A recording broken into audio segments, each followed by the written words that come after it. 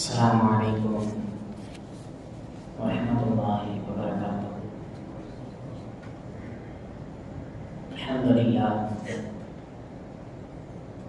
Alhamdulillahi rabbil alamin. Assalatu wassalamu ala rasulil karim wa ala alihi wa sahbihi ajma'in, amma ba'd. A'udzu billahi minasy syaithanir rajim. Bismillahirrahmanirrahim. Inna 'iddat ash-shuhuri 'inda Allahi 12 shahran fi kitabillahi yawma khalaqa as-samawati wal ardh minha arba'atun hurum fala tadlimu fihinna anfusakum. Wa qala Rasulullah sallallahu alaihi wasallam afdalu siyami ba'da Ramadan siyamu Ashura fi syahrillahi al-haram, kama qala alaihi salatu wassalam. Warnanya Allah Jalla Shanahu Ta'ala ஒருவனுக்கு உண்டாக்குவாங்க.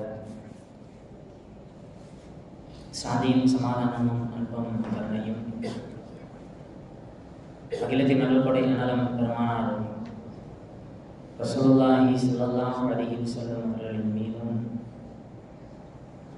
அவர்களை சற்றும் இஸ்லாமின் பற்றி வாழ்ந்து வந்த உத்தம சத்திய சஹாபாக்கள், தாபியீன்கள், தபா தாபியீன்கள், நாதாக்கள், சுஹதாக்கள், நல்லடியார்கள், குறிப்பாக நாம் நம்மை சார்ந்தோர் அனைவரின் மீதும் எல்லாம் வல்ல ரப்புல் ஆலமீன் புனிதமிக்க இந்த ஜும்ஆவுடைய நாளில் நாம் செய்கின்ற அமல்களை அல்லாஹ் தஆலா ஏற்றுக்கொள்வானாக. இந்த ஜும்ஆவுடைய நாளில் நாம் செய்கின்ற துஆக்களை அல்லாஹ் தஆலா ஏற்றுக்கொள்வானாக. இந்த ஜும்ஆவுடைய நாளில் அல்லாஹ் அருளுகின்ற நிரப்புகின்ற எல்லா செய்திகளையும் எல்லா பரக்கத்துகளையும் முழுமையாக அடைந்து அதை அனுபவிக்கக்கூடியவர்களாக அல்லாஹ் தஆலா நம் அனைவர்களையும் ஆசீர்வாதம் புரிவானாக. ஆமீன். கண்ணியமிக்க அல்லாஹ்வின் நல்லடியார்களே, இஸ்லாமிய வருடப்பிறப்பின் முதல் மாதமான முஹர்ரமிலே அமர்ந்திருக்கின்றோம். இன்னும் ஒரு சில தினங்களில் சரியாக அடுத்த ஜும்ஆவில் ஆஷுராவுடைய நாள் வர இருக்கின்றது. ஆஷுரா நாள் வருவதற்கு முன்னாடி ஒரு சில விஷயங்களை நாம் தெரிந்து கொள்ள வேண்டும். ஏன் ஆஷுரா அப்படின்னு அந்த நாளுக்கு பெயர் வந்துச்சு அப்படின்னா, அரபியில் அஷர் அப்படின்னு சொன்னால் 10, அதை அடிப்படையாக வச்சு ஆஷுரா அப்படின்ற அந்த நாள் 10வது நாளில் வர்றதுனால ஆஷுரா அப்படின்ற அந்த பெயரும். அதே மாதிரி கிட்டத்தட்ட பிரபலமான ஒரு 10 நபிமார்கள் என்ன செஞ்சிருக்கிறாங்கன்னு சொன்னால், அந்த நாளில் அவர்களுக்கு இழைக்கப்பட்ட அந்த கஷ்டத்திலிருந்து அவர்கள் ஈடேற்றம் பெற்றார்கள், அல்லது அல்லாஹ் கொடுத்த சோதனையிலிருந்து அவர்கள் வெற்றி பெற்ற அந்த 10 நபிமார்கள் அந்த நாளில் ஈடேற்றம் அடைந்ததனால் அந்த 10 அப்படின்ற எண்ணிக்கையை அடிப்படையாக வைத்து அந்த நாளுக்கு ஆஷுரா அப்படின்ற பெயர் வந்ததாக சஹீஹுல் புகாரியினுடைய விரிவுரை புத்தகம் உம்தத்துல் காரி அப்படின்ற புத்தகத்தில் இது குறித்த தகவல்கள் இடம்பெற்றிருக்கிறது. அல்லாஹ் தஆலா இந்த நபிமார்களுடைய ஈடேற்றமாக இருக்கட்டும், அல்லது அந்த நாளினுடைய சிறப்பாக இருக்கட்டும், மற்ற மாதங்கள் அல்லாஹ் தஆலா வச்சிருக்கலாம். பொதுவாக 10 அப்படின்னாலே எல்லா மாதத்திலும் வரக்கூடிய 10வது நாளுக்கு ஆஷுரா அல்லது அஷ்ரக் அப்படின்னு சொல்லப்படும்.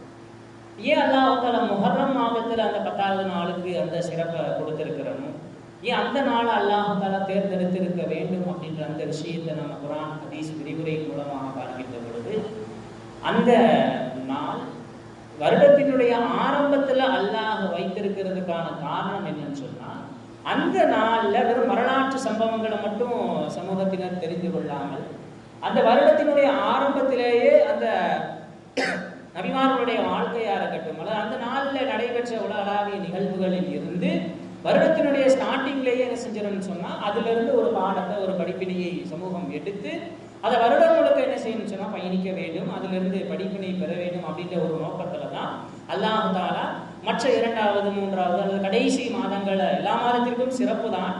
இருந்தாலும் அல்லாஹ் தஆலா இந்த நாளை வருடத்தினுடைய ஆரம்பத்தில் அல்லாஹ் தஆலா வைத்ததற்கான காரணம் வருஷ ஸ்டார்டிங்லேயே என்ன செஞ்சிடணும், நாம் இதிலிருந்து பாடத்தை கற்று அதன் மூலமாக நம்முடைய வாழ்வியலை மீது இருக்கக்கூடிய எஞ்சி இருக்கக்கூடிய 11 மாதங்களில் நாம் வாழ வேண்டும் அப்படின்ற ஒரு நோக்கத்தில் தான் அல்லாஹ் தஆலா என்ன செஞ்சான்னு சொன்னால் வருஷத்தினுடைய ஸ்டார்டிங்கில் கொண்டு வந்து இந்த ஆஷுரா தினத்தை அல்லாஹ் தஆலா வச்சிருக்கிறாங்க. ஆஷுரா அப்படிங்கிறது வெறும் நோன்பு மட்டுமல்ல, கண்டிப்பாக நோன்பு நோக்க வேண்டும். அந்த வரக்கூடிய வெள்ளி வியாழன் அல்லது வெள்ளி சனி போன்ற நாட்களில் நோன்பு நோக்க வேண்டும். அது வெறும் ஒரு நாள் நோன்போடு அல்லது 2 நாட்கள் நோன்போடு அதை முடிந்துவிடக்கூடிய காரியம் அல்ல.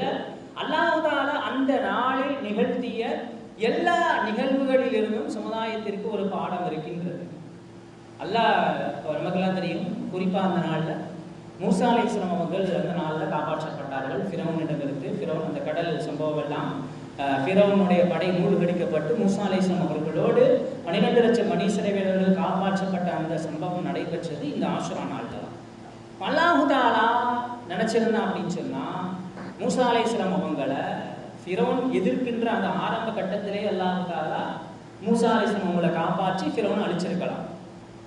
கிட்டத்தட்ட கிதாபில் எழுதுறாங்க 80 ஆண்டுகள் சில ஹதீஸ்களின் பிரகாரம், சில ஆண்டுகளில் 200க்கும் மேற்பட்ட ஆண்டுகள் மூசா அலைஹிஸ்ஸலாம் அவர்களும் ஃபிரௌனுக்கும் உண்டான அந்த வாழ்க்கை வரலாறு என்பது குறைந்தபட்சம் 80 ஆண்டுகளிலிருந்து 200 ஆண்டுகள் வரை அந்த வாழ்க்கை வரலாறு தொடர்ந்ததாக கிதாபுகளில் நம்ம பார்க்குறோம். அப்போ அல்லாஹ் தஆலா நினைச்சிருந்தா அப்படின்னு சொன்னா எகிப்தில் வச்சு என்ன செஞ்சிருக்கலாம், அல்லாஹ் தஆலா ஏதோ ஒரு காரியத்தின் மூலமாக ஃபிரௌன் என்ன செஞ்சிருக்கலாம், அழிச்சிருக்கலாம். உலகத்தில் இருக்கக்கூடிய ஆட்சியாளர்கள் மிக கொடிய ஆட்சியாளர் ஃபிரௌன். பானரப்புக்குமுல் ஆலா, நான் உங்களினுடைய மேலான இறைவன் என்று சொன்னவன். உங்களுடைய இறைவன் மட்டுமல்ல, உங்களுக்கு எத்தனை இறைவன் இருந்தாலும் அந்த இறைவன்களுக்கெல்லாம் மேலான இறைவன் நான் அப்படின்னு சொன்ன அந்த ஃபிரௌனை அல்லாஹ் தஆலா எகிப்தில் வச்சு அல்லாஹ் தஆலா அழித்திருக்கலாம். அது மட்டுமல்ல, அல்லாஹ் தஆலா ஃபிரௌனை அந்த கடலில் மூழ்கடித்து அவனுடைய உடல் இன்று வரை பாதுகாக்கப்பட்டு வருகிறது என்றெல்லாம் நாம் கேள்விப்பட்டிருக்கோம். அப்ப அந்த விஷயத்தை அல்லாஹ் தஆலா குர்ஆனில் சொல்லும்போது நீ தக்குன லிமன் ஹல்கக ஆயா, ஃபிரௌனே உனக்கு பின்னால் வருபவர்களுக்கு, ஒரு குறிப்பிட்ட சமுதாயத்தை குறிப்பிட்ட காலத்தை அல்லாஹ் தஆலா சொல்லல, உனக்கு பின்னால் வருபவர்களுக்கு இந்த சம்பவத்திலிருந்து அல்லது உன்னிடமிருந்து ஒரு படிப்பினை இருக்கின்றது, ஒரு அத்தாட்சி இருக்கின்றது அப்படின்னு அல்லாஹ் தஆலா ஃபிரௌன் மூழ்கடிக்கப்பட்ட சம்பவம் குறித்து குர்ஆனில் இப்படி அறிமுகப்படுத்துகின்றான்.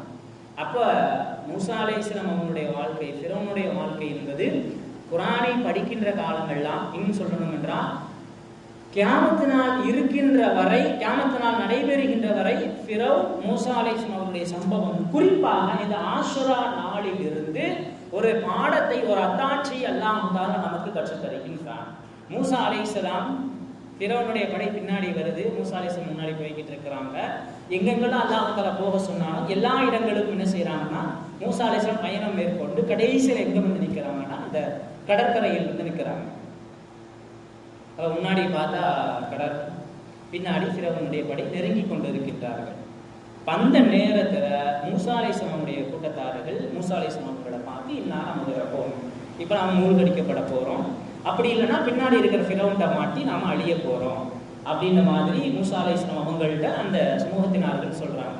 மூசாவே நீங்கள் ஒரு உச்சகட்டமாக எப்படி சொன்னாங்க, மூசாவே நாங்கள் ஒழுங்காக இருந்துக்கிட்டு இருந்தோம், எங்கள்கிட்ட நீங்கள் வந்தீங்க, நபித்துவத்தை கொண்டு வந்தீங்க, மஹ்மா தஹ்தீனா பி ஆயா, நீங்கள் கொண்டு வந்த அத்தாட்சிகள் எல்லாத்துலேயுமே எங்களுக்கு என்னன்னு சொன்னால் ஒரு அழிவை தான் நீங்கள் கொடுத்துருக்கிறீங்க, இப்போ கொண்டு வந்து இந்த அழிவை நிப்பாட்டிட்டீங்க அப்படின்னு மூசா அலைஹிஸ்ஸலாம் அவர்களை என்ன செய்கிறாங்கன்னா அந்த கூட்டத்தார்கள் வசைபாடுறாங்க.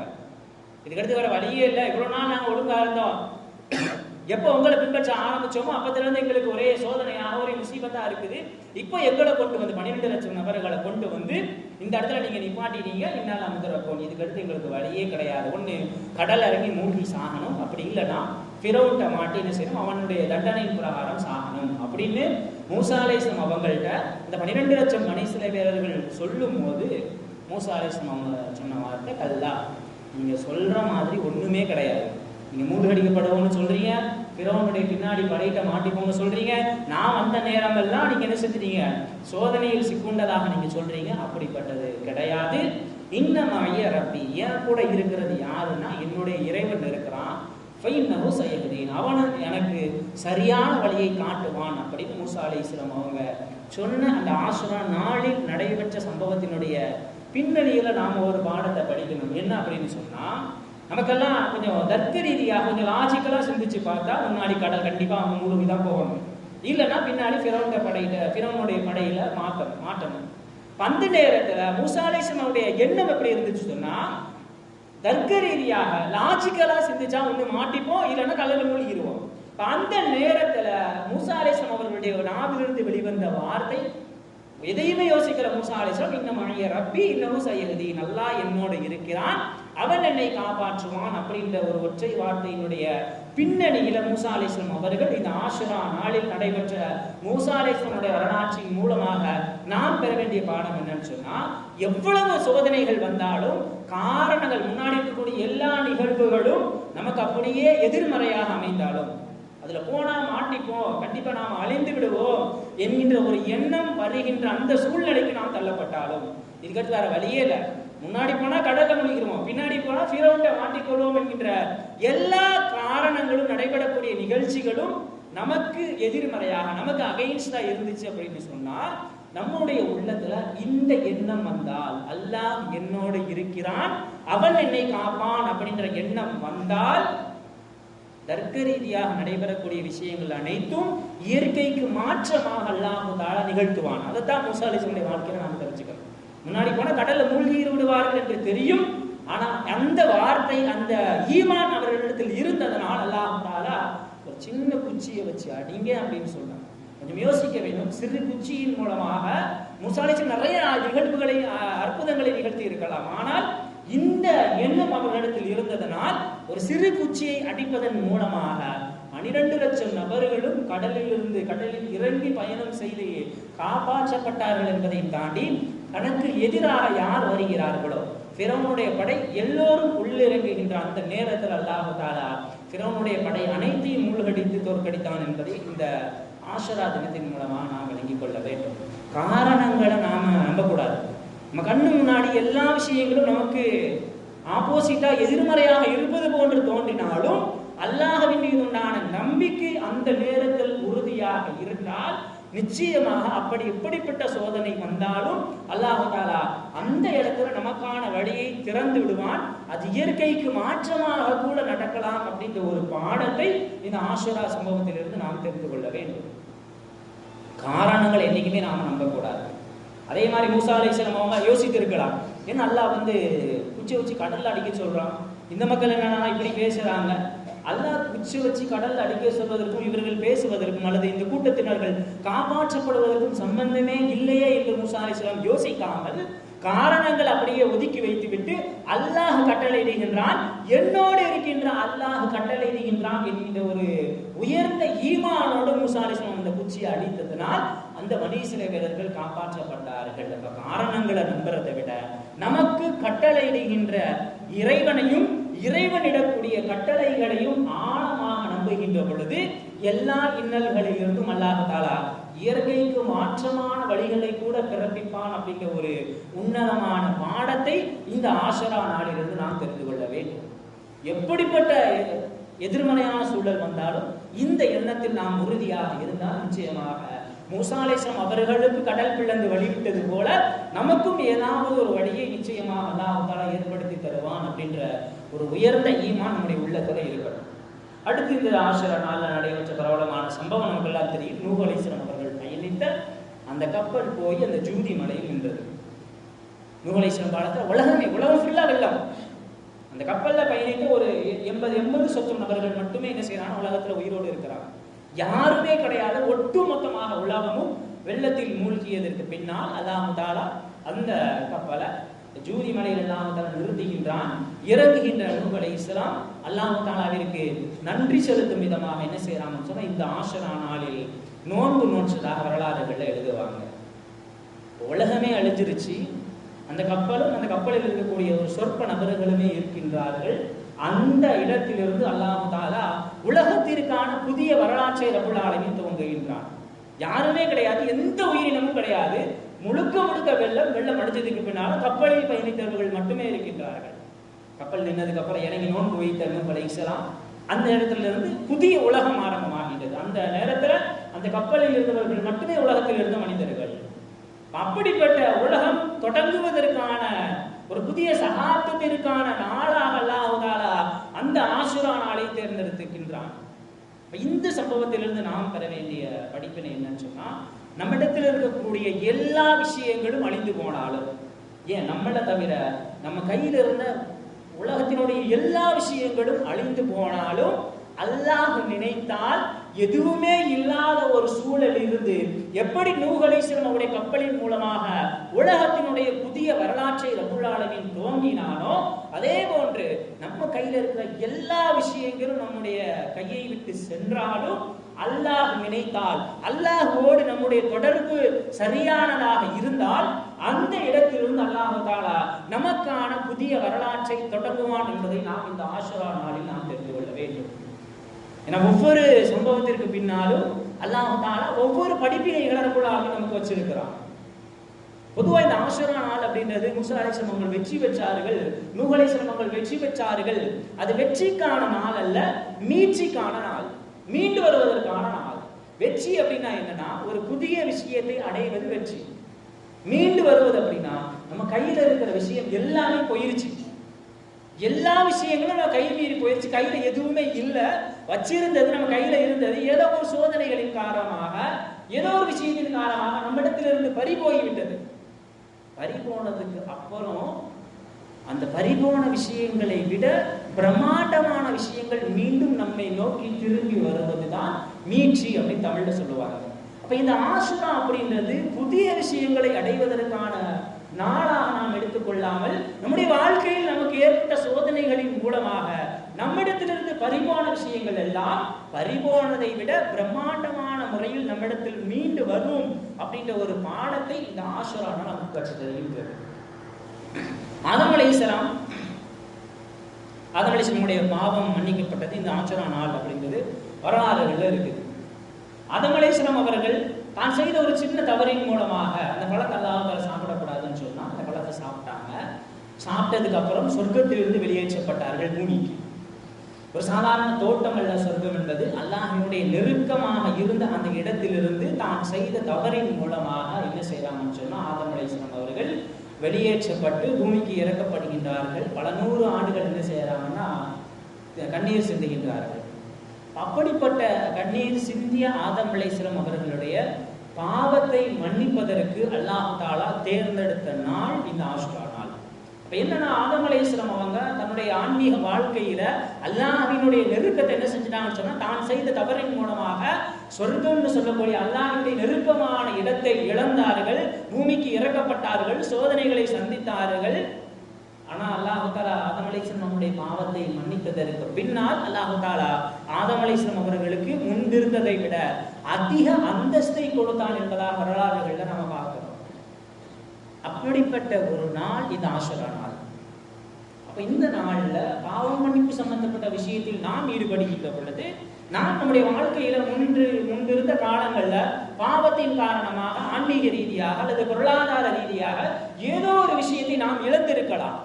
ஆனால் அல்லாஹ் தேர்ந்தெடுத்த இந்த ஆஷுரா நாளில் எப்படி ஆதம் அலைஹிஸ்ஸலாம் அவர்களுடைய பாவத்தை அல்லாஹ் தஆலா மன்னிப்பதற்கு இந்த நாளை தேர்ந்தெடுத்தானோ, ஆதம் அலைஹிஸ்ஸலாம் அவங்க எப்படி இருந்தாங்களோ அப்படித்தான் மனித இனம் முழுக்க கியாமத் நாள் வரை ஆதம் அலைஹிஸ்ஸலாம் அவர்களுக்கு அல்லாஹ் தஆலா இந்த நாளை தேர்ந்தெடுத்திருக்கிறான் என்று சொன்னால் நிச்சயமாக அல்லாஹ் தஆலா ஏதோ ஒரு சிறப்பை இந்த நாளில் வைத்திருப்பான்.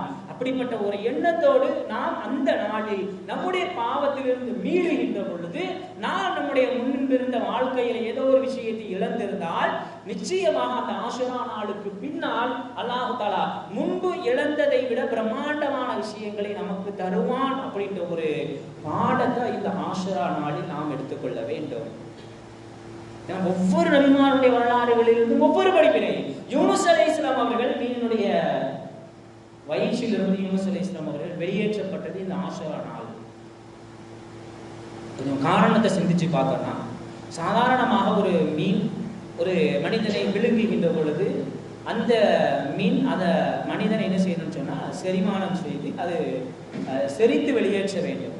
ஆனால் அல்லாஹ் தஆலா என்ன செய்யறான், யூனுஸ் அலைஹிஸ்ஸலாம் அவங்களை அல்லாஹ் தஆலா எப்படி விழுங்கப்பட்டதோ அதே நிலையில் அல்லாஹ் தஆலா வெளியேற்றுகின்றான்.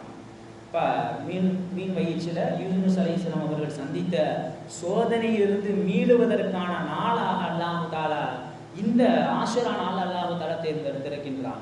யூனுஸ் அலைஹிஸ்ஸலாமுடைய வாழ்க்கையில நாம் பெற வேண்டிய பாடம் என்னன்னு சொன்னா, நாம தனிமையில யூனுஸ் அலைஹிஸ்ஸலாம் மீனுடைய வயிற்றில தனிமையில இருக்கிறாங்க. இப்ப அந்த நேரத்துல அல்லாஹ் தஆலா ஆஷுரா நாள்ல யூனுஸ் அலைஹிஸ்ஸலாமுங்களை மீனுடைய வயிற்றிலிருந்து வெளியேற்றுகின்றான்.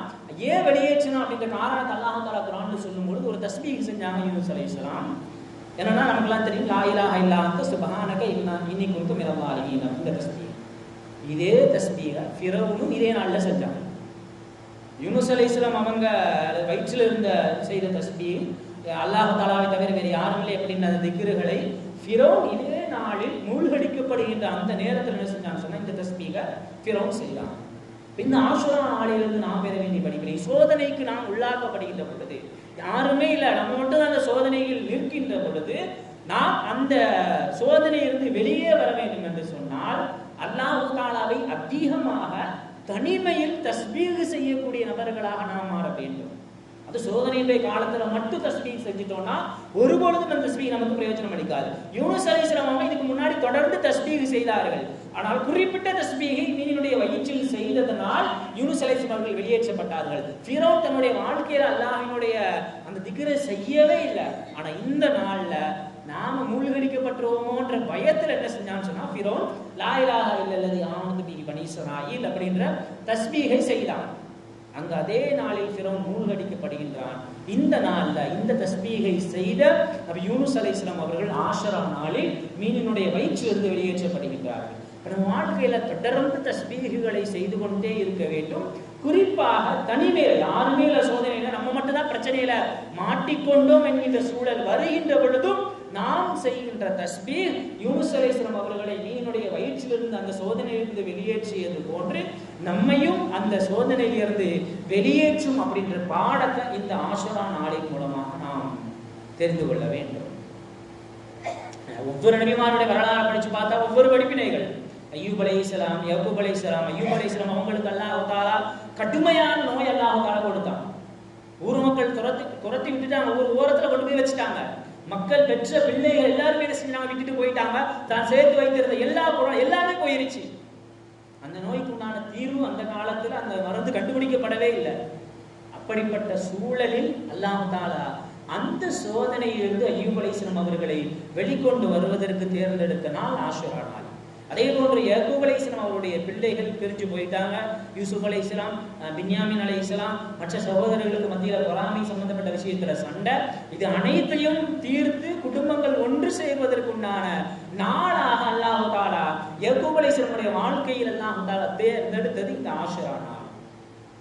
இந்த நாள்ல நாம் என்ன, இந்த இரண்டு நபிமார்களுடைய வாழ்க்கையின் வழியாக நாம் பெற வேண்டிய பாடம் என்னன்னு சொன்னா, மருத்துவ உலகம், மருத்துவர்கள் இந்த நோய் உனக்கு தீர்ந்தே, எனக்கு நோய்க்கு மருந்தே கண்டுபிடிக்கப்படலை என்று மருத்துவ உலகமும், அதே போன்று உறவினர்கள் அனைவரும், உறவினர் சார்ந்திருக்கின்ற சமூகம் அனைவரும் நம்மை வெறுத்து ஒதுக்கினால் அல்லாஹ்வின் மீது உண்டான நம்பிக்கை நம்மிடத்தில் எந்த அளவு இருக்கின்றதோ அதற்குண்டான தீர்வுகளை அல்லாஹ் தஆலா நிச்சயம் நம்மிடத்தில் கொண்டு வந்து சேர்ப்பான் அப்படின்ற ஒரு பாடத்தை இந்த ஆஷுரா நாளாக நம்ம எடுத்துக்கொள்ள வேண்டும். யாருமே சரி செய்ய முடியாது என்று சொன்ன நோயை அல்லாஹ் தஆலா இந்த ஆஷுரா நாளில் அல்லாஹ் தஆலா என்ன செஞ்சான்னு சொன்னா குணப்படுத்தினான். அதே போன்று பல சண்டை, பல நாட்கள் பிரிவு, பல கஷ்டங்கள் யாக்கூப் அலைஹிஸ்ஸலாம் அவங்களுக்கு யூசுப் அலைஹிஸ்ஸலாம் அவர்களை பிரிந்து ரஹப பஸ்ரி அவங்களுடைய பார்வை போய்விடுகின்ற அளவிற்கு என்ன செய்யறாங்கன்னா குடும்பத்தை நினைச்சு கவலைப்படுறாங்க. மகன்கள் எல்லாம் இப்படி சண்டை போட்டுக்கிட்டு இருக்கிறாங்களே, என்ன விட்டு பிரிஞ்சு போயிட்டாங்களே அப்படின்ற உறவினர் சார்ந்திருக்கின்ற அந்த விஷயங்கள், உறவுகளுக்கு மத்தியில் உண்டான பிரச்சனையை சரி செய்வதற்காக, உறவுகளுக்கு மத்தியில் அல்லாஹ் தஆலா ஒரு இணக்கத்தை ஏற்படுத்துவதற்காக தேர்ந்தெடுத்த நாள் இந்த ஆஷுரா நாள். அப்ப மருத்துவ உலகமும் சமூகம், உறவினர் சமூகம் எல்லாரும் கைவிட்டாலும் அல்லாஹ்வோடு உண்டான தொடர்பு சரியான முறையில் இருக்கின்ற பொழுது எப்படிப்பட்ட சூழலாக இருந்தாலும் அல்லாஹ் தஆலா, எப்படிப்பட்ட நோயாக இருந்தாலும் அல்லாஹ் தஆலா நிச்சயமாக குணப்படுத்துவான். எவ்வளவு பெரிய சண்டைகளுக்கு மத்தியில் பிரிந்த உறவாக இருந்தாலும் அல்லாஹ் தஆலாவினுடைய உண்டான உறவு சரியான முறையில் இருந்தால் நிச்சயமாக அல்லாஹ் தஆலா அந்த உறவை நம்மிடத்தில் கொண்டு வந்து சேர்ப்பான் அப்படின்ற ஒரு பாடத்தை இந்த ஆஷுரா நாள் நமக்கு கற்றுத் தருகின்றது. அல்லாஹ்வின் மீது உண்டான நம்பிக்கை சரியாக இருக்க வேண்டும். இந்த ஆஷுரா நாளிலிருந்து நாம் பெற வேண்டிய பாடம். இந்த நாள்ல நாம் என்ன செய்யணும்? இப்படிப்பட்ட சிறப்பு மிக்க நாள்ல நாம் என்ன செய்ய வேண்டும்? மக்களால் தெரியும், ஆஷுரா நாளில் நோன்பு வைக்க வேண்டும். அதாவது அடுத்த வாரம் வெள்ளிக்கிழமை, ஒன்று வியாழன் வெள்ளி அல்லது வெள்ளி சனி போன்ற நாட்கள்ல நோன்பு வைக்க வேண்டும். ஹதீஸ்ல வந்து ரசூல் ஸல்லல்லாஹு அலைஹி வஸல்லம் அவங்க சொல்லியிருக்கிறாங்க, இந்த நாளில் நோன்பு வைப்பது என்பது கடந்த ஒரு வருடத்தினுடைய பாவங்கள் மன்னிக்கப்படுவதற்கான காரணமாக இந்த நாள் இருக்கும் அப்படின்னு இருக்கிறாங்க. இன்னும் உச்சகட்டமாக ரசூல் ஸல்லல்லாஹு அலைஹி வஸல்லம் அஃபல் நிஸ்யான் பாத ஷஹரி ரமலான், ரமலானுக்கு பின்னால் வைக்கக்கூடிய நோன்புகள்ல சில நோன்புகள் சிறப்பு வாய்ந்த நோன்புகள். அந்த நோன்புல ஒன்றுதான் ஷஹ்ருல்லாஹி முஹர்ரம். முஹர்ரம் மாதத்தில் வைக்கக்கூடிய இந்த ஆஷுரா நாளினுடைய நோன்பு என்பது ரமலானுக்கு பின்னால் அடுத்து சிறப்பு வாய்ந்த நோன்பு அப்படின்னு ரசூலுல்லாஹி ஸல்லல்லாஹு அலைஹி வஸல்லம் சொல்லியிருக்கிறாங்க. இந்த ஆஷுரா நாள் நாம் பெற வேண்டிய இன்னொரு பாடம் என்னன்னு சொன்னா, மதீனாவுக்கு ரசூல் ஸல்லல்லாஹு அலைஹி வஸல்லம் வந்தப்ப இந்த யூதர்கள் என்ன செஞ்சாங்கன்னா ஆஷுரா நாளுக்கு நோன்பு வச்சாங்க 10வது நாள்ல. அப்ப ரசூல் ஸல்லல்லாஹு அலைஹி வஸல்லம் கேட்குறாங்க, ஏன் இந்த 10ஆம் நாள் நோன்பு வச்சிருக்கீங்க அப்படின்னு. நுஜிய மூசா அலைஹிஸ்ஸலாம், இந்த நாளில் தான் எங்களுடைய தலைவர், அதாவது யூதர்களுடைய தலைவர், அவர்கள் நினைப்பது போன்று மூசா அலைஹிஸ்ஸலாம் அவங்க இந்த நாளில் தான் காப்பாற்றப்பட்டார்கள், அதனால இந்த நாளில் நாம நோன்பு வைக்கிறோம். அப்ப ரசூல் ஸல்லல்லாஹு அலைஹி சொல்றாங்க, மூசா அலைஹிஸ்ஸலாம் அவர்கள் வெற்றி கொண்ட நாளை கொண்டாடுவதற்கு யூதர்களை விட முஸ்லிம்களாக இருக்கக்கூடிய நாங்கள் தான் நெருக்கம் வாய்ந்தவர்கள், நாங்கள் தான் தகுதியானவர்கள். அதனால் லயின் பகீதோ, அடுத்த வருடம் நான் உயிரோடு இருந்தால் லசும் அன்ன தாசியா, 9வது நாளையும் சேர்த்து நான் நோன்பு வைப்பேன் அப்படின்னு நாங்கள் ரசூல் ஸல்லல்லாஹு அலைஹி வஸல்லம். ஏன் 10வது நாள் மட்டும் சொல்லாம 9வது நாளை சேர்த்து ரசூல் ஸல்லல்லாஹு அலைஹி வஸல்லம் நோன்பு வைப்பேன் என்று சொன்னாங்கன்னா, யூதர்களோடு அல்லது யூத கலாச்சாரத்தோடு முஸ்லிம்களினுடைய இபாதத்தாகவே இருந்தாலும் அது யூத கலாச்சாரத்தோடு ஒப்பாகிவிடக் கூடாது என்கின்ற ஒரு உன்னத நோக்கத்தில் ரசூலுல்லாஹி ஸல்லல்லாஹு அலைஹி வஸல்லம் அவர்கள் 9வது நாளையும் சேர்த்து நான் நோன்பு வைப்பேன் என்று சொன்ன அந்த ஹதீஸினுடைய பின்னணியில முஸ்லிம்கள் எந்த ஒரு சூழலிலும், அது வியாபாரமாக இருந்தாலும் அல்லது கொடுக்கல் வாங்கலாக இருந்தாலும், எப்படிப்பட்ட விஷயமாக இருந்தாலும், ஆடையாக இருந்தாலும் அல்லது கலாச்சார ரீதியான வாழ்க்கையாக இருந்தாலும், இபாதத்தாகவே இருந்தாலும், ஒரு பொழுதும் முஸ்லிம்களுக்கு என்று இருக்கக்கூடிய அந்த தனிப்பட்ட அடையாளத்தை இழந்து பிற கலாச்சாரத்தை பின்பற்றக்கூடாது அப்படின்ற ஒரு பாடத்தை ரசூலுல்லாஹி ஸல்லல்லாஹு அலைஹி வஸல்லம் அவங்க இந்த ஆஷுரா நாளின் மூலமாக நமக்கு கற்றுத் தருகின்றார்கள். தனித்துவத்தை பாதுகாக்க வேண்டும் இஸ்லாமியர்கள். ஆஷுரா நாளினுடைய சிறப்பு, சஹாபாக்கள் சின்ன குழந்தைகளா இருந்தாலும் நோன்பு வைக்கப்பாங்க. திருமிதி ஹதீஸ் கிதாபுல வருது, எந்த அளவுக்கு சஹாபாக்கள் அந்த நாளை சிறப்புப்படுத்தினார்கள்னா, சின்ன குழந்தைகளை கூட அந்த நாளை நோன்பு வைப்பாங்க. அப்ப அவங்க பசியினால் அழும் பொழுது ஹதீஸ் கிதாபுல இப்படி எழுதுறாங்க, அவர்களுடைய குழந்தைகள் பசியினால் அழுதால் பஞ்சில் செய்யப்பட்ட பொம்மைகளை வைத்து சஹாபாக்கள் அவர்களுக்கு விளையாட்டு காட்டுவார்கள். எதுவரைக்கும் என்றால், சூரியன் மறைந்து நோன்பை முடிக்கின்ற வரை அந்த பிள்ளைகள் அழுதால் அந்த பிள்ளைகளுக்கு பஞ்சு பொம்மைகளை வைத்து விளையாட்டு காட்டுவார்கள் அப்படின்னு ஹதீஸ் கிதாபுகள்ல எழுதியிருக்கிறாங்க. அந்த நாள்ல ஏன் நோன்பு வைப்பது அவ்வளவு சிறப்பிற்குரிய நாள் என்பதனால் ரசூல் ஸல்லல்லாஹு அலைஹி வஸல்லம் அவர்களும் சஹாபாக்களும் அந்த நாளில் நோன்பு வைக்கின்ற விஷயத்தில் ஆர்வம் காட்டினார்கள். இப்னு ஷிஹாப் ஸஹ்ரி அப்படின்னு சொல்லக்கூடிய ஹதீஸ் கலை வல்லுநர் இந்த நாள்ல பயணத்திலே நோன்பு வச்சாங்களாம். இப்போ மற்ற நபர்கள் அவங்கள்ட்ட கேட்குறாங்க, ரமலான் மாசத்திலேயே பயணத்துல நோன்பு வைக்கிறதுக்கு சலுகை இருக்குது, இந்த நாள்ல நீங்க பயணத்தில் இருக்கும்போது ஏன் நோன்பு வைக்கிறீங்க அப்படின்னு இப்னு ஷிஹாப் ஸஹ்ரி ரஹ்மத்துல்லாஹி அவங்கள்ட்ட கேட்கும் பொழுது அவங்க சொன்னாங்க, இந்த நாளில் ரமலானுடைய நாட்களில் நோன்பை விட்டால் பிற நாளில் அதை ஈடு செய்து கொள்ளலாம், ஆனால் இப்படிப்பட்ட சிறப்பிற்குரிய இந்த நாளை நோன்பு வைப்பதை இழந்தால் அதற்குரிய சிறப்பை கண்டிப்பாக ஈடு செய்ய முடியாத அளவிற்கு அல்லாஹ் தஆலா இந்த நாளில் நோன்பு வைப்பதனுடைய சிறப்பை அல்லாஹ் தஆலா வைத்திருக்கிறான். அதனால இந்த நாள்ல நான் நோன்பு வைக்கிறேன் அப்படின்னு சொல்லியிருக்கிறாங்க. நோன்பு வைத்தால் ஒரு வருடம் நோன்பு வைத்த நன்மை. அதே போன்று இந்த நாளில் ஏதேனும் தர்மம் செய்தால் ஒரு வருடம் முழுவதும் தர்மம் செய்த நன்மை கிடைக்கும் அப்படின்னு ஹதீஸ்கள்ல இருக்குது. சுஃபியான் இப்னு உவைனா அப்படின்னு சொல்லக்கூடிய ஒரு ஹதீஸ் கலை நிபுணர் இந்த நாள்ல குடும்பங்களுக்கு தாராளமாக செலவு செய்ய வேண்டும். ஏதோ ஒரு விஷயத்தை நம்ம கையால நாம் சம்பாதித்த விஷயங்களிலிருந்து குடும்பங்களுக்கு இந்த ஆஷுரா நாள்ல தாராளமாக செலவு செய்ய வேண்டும். ஹதீஸ்கள் வரை இந்த நாளில் குடும்பத்திற்கு செலவு செய்யக்கூடிய நபர்களுக்கு அல்லாஹ் தஆலா வருடம் முழுக்கும் செல்வத்தில் பரக்கத்து செய்கின்றான். நமக்கு ஒரு சிந்திச்சா வேற மாதிரி தெரியும், இது எப்படி ஒரு நாள் செலவு செஞ்சா அப்படி எப்படி எல்லாம் ஒரு வருஷம் பரக்கத்து செய்வான் அப்படின்னு நாம கொஞ்சம் வேற மாதிரி சிந்திச்சு பார்த்தா இந்த ஹதீஸ் கீழே விளக்கம் எழுதுறாங்க. இந்த ஹதீஸை ஆய்வு செய்த சுஃபியான் இப்னு உவைனா அப்படின்னு சொல்லக்கூடிய ஒரு இறைநேசர் அவங்க தங்களுடைய குடும்பத்தார்கள்ட்ட சொல்றாங்க, அந்த ஹதீஸ் கிதாபுகள்ல அந்த ஹதீஸ் கீழே இந்த விரிவில் எழுதியிருக்கிறாங்க, சுஃபியான் இப்னு உயைனா அப்படின்னு சொல்லக்கூடிய அந்த ஹதீஸ்களை நிபுணர் இந்த ஹதீஸை சோதனை செய்வதற்காக 50-60 வருடங்கள் என்ன செஞ்சோம்னு சொன்னா இந்த ஹதீஸை நாங்க எங்க குடும்பத்தார்கள்ட்ட நாங்க சோதனை செய்தோம்.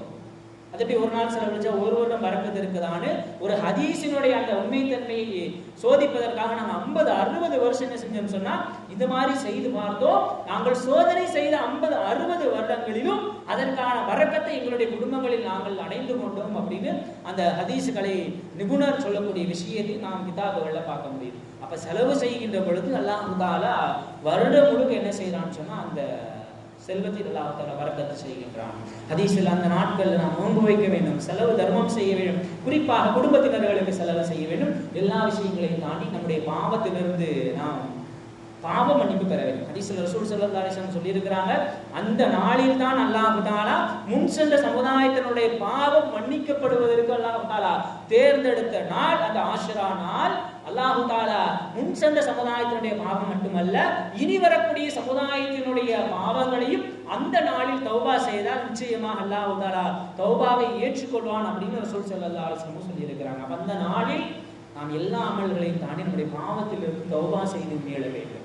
குர்ஆன்ல அல்லாஹ் தஆலா அந்த 4 மாசங்களை சொல்லும் பொழுது, போர் தடை செய்யப்பட்ட 4 மாதங்களை அல்லாஹ் தஆலா குர்ஆனில் சொல்லும் பொழுது பல தலிமு ஃபீஹி அன்ஃபுஸுக்கும், எப்படி இபாதத்துகள் செய்வதன் மீது ஆர்வம் காட்டுகிறோமோ அதே போன்று பாவமான காரியங்கள் செய்கின்ற விஷயத்துல இந்த மாதத்துல நாம் விழிப்புணர்வோடு இருக்க வேண்டும். குர்ஆன் அல்லாஹ் அந்த 4 மாதங்களுடைய சிறப்பை சொல்லும் பொழுது பலா தலிமு ஃபீஹி அன்ஃபுஸுக்கும், அந்த நாளில் அந்த மாதங்கள்ல பாவம் செய்வதன் மூலமாக உங்களுக்கு அநீதம் விளைத்துக் கொள்ளாதீர்கள் அப்படின்னு அல்லாஹ் தஆலா குர்ஆனில் சொல்லி இருக்கின்றான். இப்னு அப்பாஸ் ரலியல்லாஹு தஆலா சொல்லுவாங்க, மற்ற நாளில் செய்யக்கூடிய பாவத்திற்கு உண்டான தீமைகளை விட இந்த மாதிரியான குறிப்பாக இந்த 4 மாதங்களில் முஹர்ரம் மாதத்தில் செய்யக்கூடிய பாவம் என்பது அதன் தீமை அதிகமாக இருக்கும் அப்படி இப்னு அப்பாஸ் ரலியல்லாஹு தஆலா சொல்லி இருக்கிறாங்க.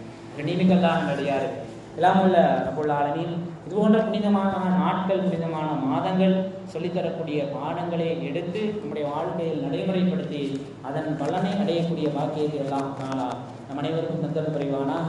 ஆஹிரு தஅவானா அல்ஹம்துலில்லாஹி ரப்பில் ஆலமீன். அஸ்ஸலாமு அலைக்கும் வரஹ்மத்துல்லாஹி வபரகாத்துஹு.